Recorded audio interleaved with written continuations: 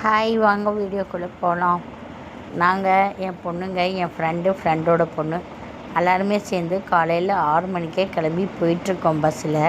ஏன்னா வெயிலுக்கு முன்னாடி போகிறதுக்கு 2 மணி நேரம் 2.5 மணி நேரம் ஆகும். எந்த ஊருக்குன்னு பார்க்குறீங்களா? காட்டுப்புத்தூர் தாங்க போகிறோம். நாமக்கல்லுக்கிட்ட ஃபுல்லாக வில்லேஜுங்க. எங்கள் நாத்தனார் வீடு அங்கே இருக்குது. அதனால் போய் 5-6 வருஷம் ஆகுது. அதனால் அங்கே போய் காலையில் போய் எல்லாம் தங்கிட்டு எல்லாம் வரலாம். ஒரு நாள் பிள்ளைங்களை எங்கேயுமே கூட்டிகிட்டு போகவே இல்லை, ஸ்கூல் லீவ் விட்டதுலேருந்து.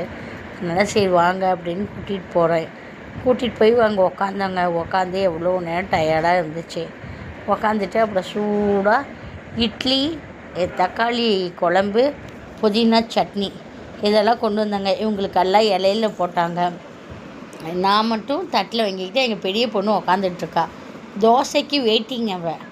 தோசை தாங்க திம்பா, அதனால் தோசைக்கு வெயிட்டிங்கு. தோசை சுட்டுட்ருக்காங்க. எனக்கு நீங்கள் தட்டிலேயே போடுங்கன்னு நான் இட்லி வச்சு தக்காளி குழம்பு இதில் வச்சு சாப்பிட்டேன். ஃபுல்லாக காடுங்கங்க. முருங்கைக்கீரை, முருங்கைக்காய், அப்புறம் மருதாணி, அப்புறமேட்டு வாழைப்பூ எல்லாமே இருந்துச்சுங்க. எல்லாம் பறிச்சிட்டு வந்து காட்டுக்காரங்க எல்லாம் கொடுத்தாங்க. உக்காந்து அதில் உருவிட்டு இருந்தாங்க.